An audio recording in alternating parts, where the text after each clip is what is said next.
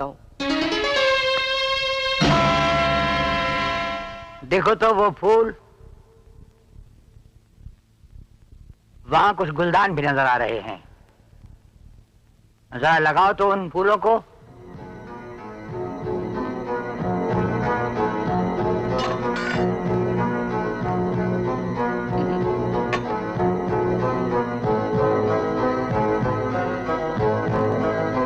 राजा साहब को गुस्सा आया होता तो जरूर कुछ बोलते। वो चुप है, इसलिए लगता है कि बात बन गई।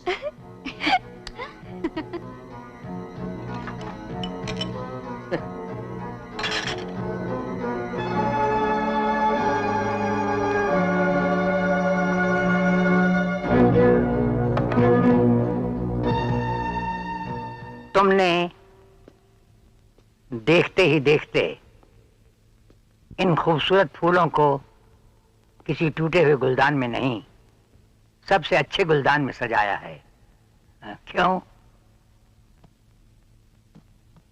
हमारा इशारा तो तुम समझ गए होगे। जी, मैं आपका इशारा समझ गया, अच्छी तरह समझ गया। हम जैसे लोग आपकी नजरों में टूटे हुए गुलदान की तरह हैं, जिनमें आप अपने घर का फूल सजा नहीं सकते। समझ गया।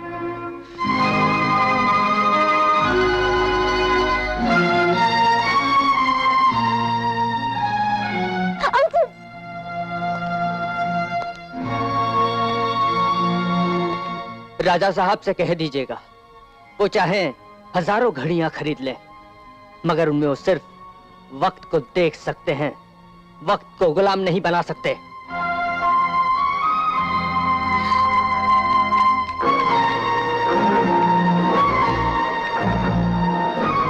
मैंने मुद्दत से मस्जिद नहीं देखी, मगर एक बच्चे का अज़ान देना बहुत अच्छा।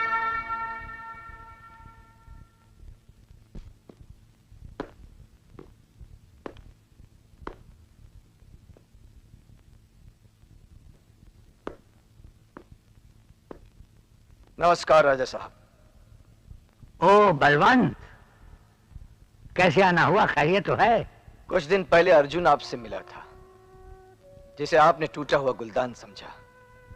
वो मेरे ही जिगर का टुकड़ा है राजा साहब। वो उस चांद की तरह है जिसमें गरीबी का दाग तो है, मगर बहुत सारी खूबियों की चमक भी है, जिसे आप देख नहीं पाए। वो गरीब तो है मगर खुददार है राजा साहब। बलवंत, वो खुददार होगा मगर समझदार नहीं। अगर समझदार होता तो हमारी कही बात बड़ी आसानी से समझ जाता और तुम्हें यहां तक आने का कष्ट नहीं उठाना पड़ता।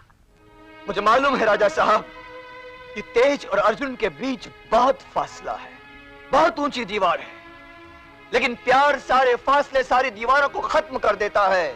मोहब्बत सबसे बड़ी चीज है राजा साहब।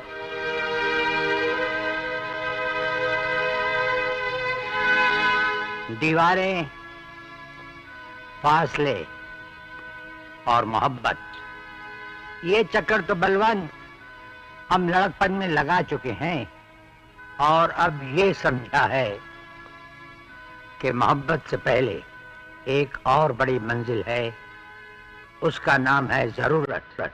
और फिर बलवंत, जरूरत से बड़ी एक और चीज है जिसका नाम है आदत। अपनी बाईं तरफ देखो, इन मछलियों को। बलवंत, ये पानी ही इनकी जरूरत है, इनकी आदत है और इनकी मोहब्बत है। अगर इन्हें इस पानी से जुदा कर दिया जाए तो ये तड़प तड़प कर मर जाएंगी। बलवंत, अब तुम ही बताओ, हम तेज को गुर्बत की कीचड़ में कैसे धकेल दें? ये सब हमने समझा, बूझा और फिर बड़े आराम से अर्जुन को अपना फैसला हमने सुनाया। ऐसे फैसले प्यार करने वालों की जान भी ले सकते हैं राजा साहब, और ये फैसला इतनी आसानी से आपने इसलिए सुना दिया कि अर्जुन आपकी औलाद नहीं। यही फैसला हमारी तेज के लिए भी है। उसके लिए भी ये फैसला आप इतनी आसानी से इसलिए सुना गए क्योंकि वो भी आपकी अपनी औलाद नहीं। हाँ, वो मेरे स्वर्गीय दोस्त की औलाद है, जिसने मरने से पहले उसे मेरे हवाले किया था और मैं ही उसे आपके महल के सामने छोड़ गया था। आपको तो छोड़ी हुई चीज लौटा देने की आदत है राजा साहब, अब मेरी तेज मुझे लौटा दीजिए। हमारी आदत भूली हुई चीज को तो लौटा देने की है, लेकिन जानबूझकर छोड़ी गई चीज नहीं लौटाई जाती बलवंत। तुम एक छोटी सी मासूम बच्ची को हमारी दहलीज पर फेंक गए थे। तुमसे ज्यादा बेरहम इंसान और कौन हो सकता है?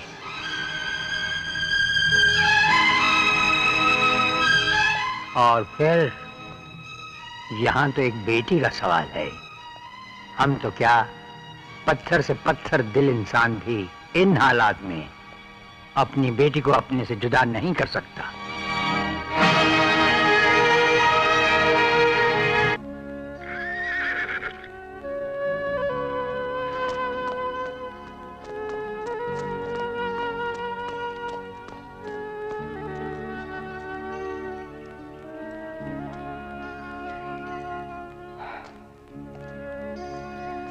क्या हुआ बाबा?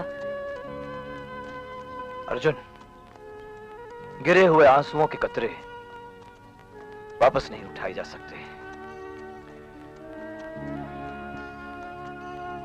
तुम एक काम करो, तेज को भूल जाओ।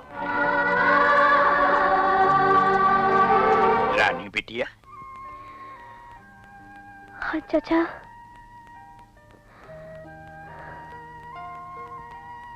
देख सकता है भला कौन ये प्यारे आंसू, मेरी आंखों में ना आ जाएं तुम्हारे आंसू।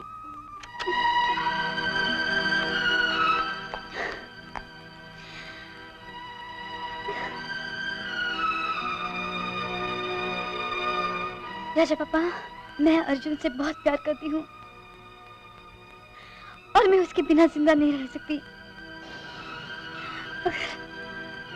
अगर आपने हमको मिलने से रोक लिया तो राजा पापा, मैं आपसे बगावत कर बैठूंगी। मैं आपसे बगावत कर बैठूंगी राजा पापा, मैं आपसे बगावत कर बैठूंगी।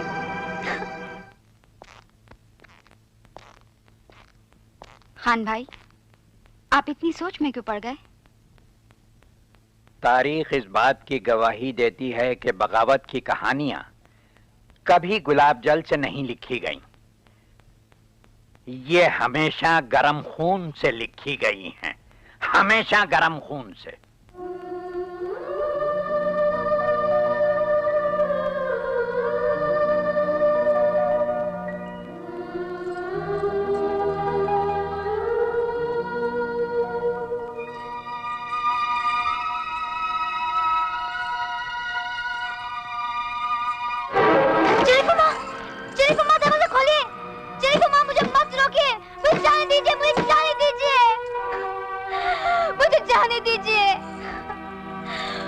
अर्जुन मुझसे बहुत दूर हो जाएगा। मैं उसके बिना जिंदा नहीं रह सकती। दरवाजा खोलिए जेनिफर माँ, दरवाजा खोलिए। मुझ पे ऐसा जुल्म मत कीजिए, मत कीजिए। बस इस बार मेरी बात मान लो। मैं आज के बाद हर वक्त हमेशा तुम्हारा साथ दूंगी। मैं वादा करती हूँ तेज। मुझे वादा नहीं, मुझे अर्जुन चाहिए, अर्जुन चाहिए मुझे।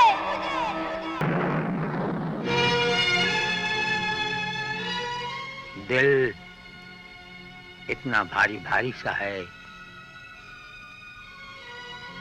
दिल किसी करोड़ भी बहल नहीं रहा। अजीब जलन सी है, जैसे कुछ जलकर राख हो रहा हो। खान चाचा, तुम्हारे चेहरे पर भी हमें धुआं धुआं दिखाई दे रहा है। बात दरअसल ये है कि हमारी बिटिया अपने काबू में नहीं है। क्या कहा? वो बागी हो चुकी है। आपसे सिर्फ इतनी गुजारिश है कि आप अपने महल न जाएं। क्या महल की दरो दीवार हमें कबूल नहीं करेंगे? क्या महल की छतों से शोलों की बारिश हो रही है? नहीं, ऐसी बात तो नहीं है, लेकिन ये भी एक हकीकत है कि अगर आप बारूद हैं तो बिटिया चिंगारी। जब बारूद और चिंगारी मिलेंगे तो धमाके जरूर होंगे। मैंने सारी जिंदगी उस महल की सलामती के लिए खुदा से दुआएं मांगी हैं और मैं नहीं चाहता कि अब वहां धमाके हों। मुझे उम्मीद है कि आप मेरी इस इल्तिजा की आबरू रख लेंगे।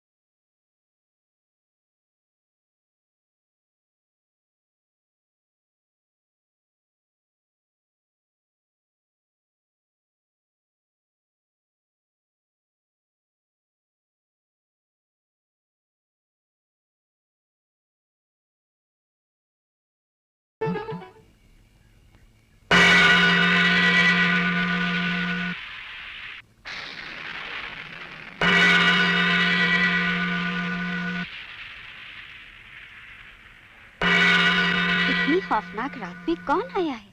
लगता है कोई बहुत ही जरूरतमंद है। मगर राजा साहब तो महल में है नहीं। फरियादी से कह देना पड़ेगा कि वो लौट जाए। ऐसा तो पहले कभी नहीं हुआ। आज ऐसा पहली बार होगा जब किसी की फरियाद नहीं सुनी जाएगी। आज हम फरियाद सुनेंगे।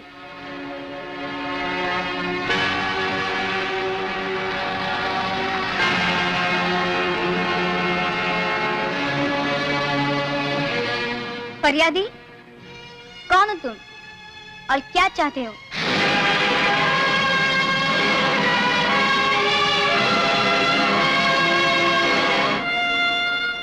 राजा पापा, आपकी ये हालत?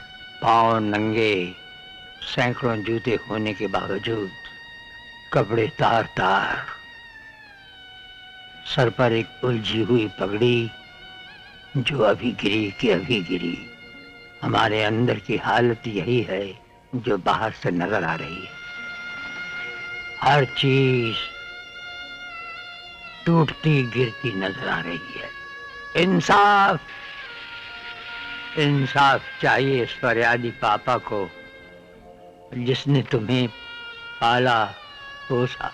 वो आज इस खौफ से थरथरा रहा है कि वही बेटी उसे अचानक ठुकरा कर चल दी। बस पापा बस, आगे और कुछ मत बोलिए वरना मेरा रोम रोम गुनहगार बन जाएगा।